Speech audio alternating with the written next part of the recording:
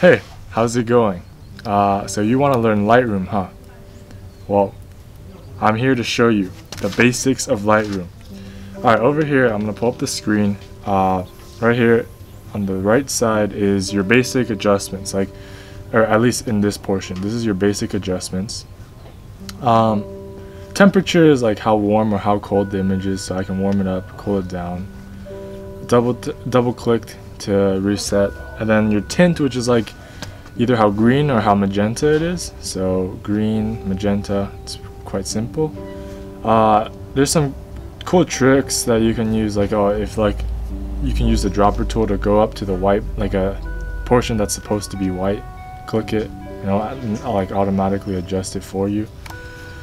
But here's the exposure tab, how bright and how dark the image can go.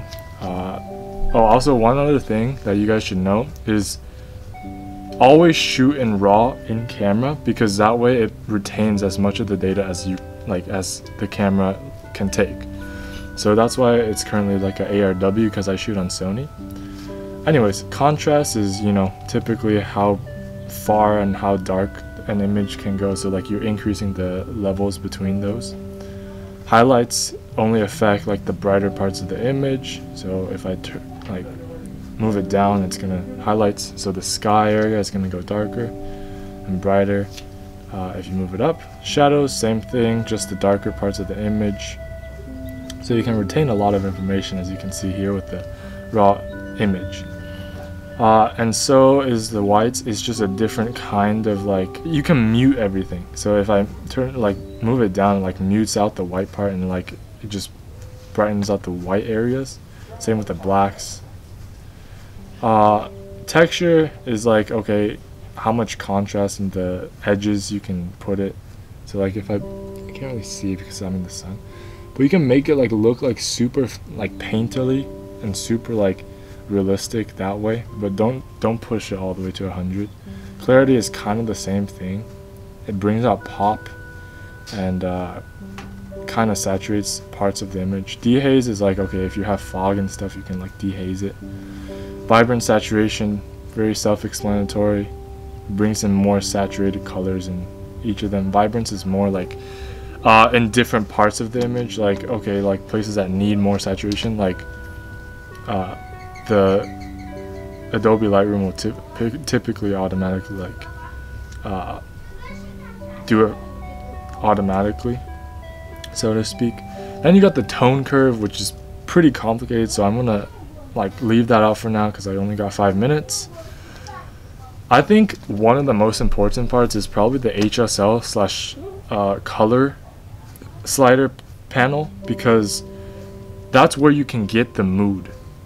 Your basics is typically just to adjust the image so that you can have the detail and you can have what a realistic image would look like, because your camera doesn't have 20 stops of dynamic range, which is what the eye can see.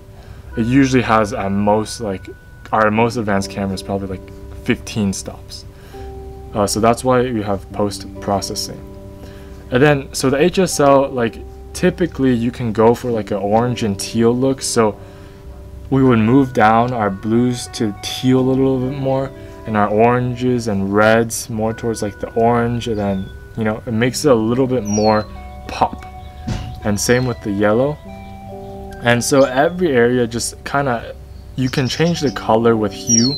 Saturation is your individual colors you're changing. You're making it more saturated or desaturated. Luminance, you're making it brighter and darker by individual colors. So those are the two main panels that we use in Lightroom. Super self-explanatory. I think if you have Lightroom, just go ahead and play with them, and eventually you'll discover a type of style that you like, and you can make presets like I have over here. My favorite one is probably Little House on the Prairie. Makes it super soft and I don't know, relaxed, so to speak. So I really like that one. But yeah, that's basically what it is.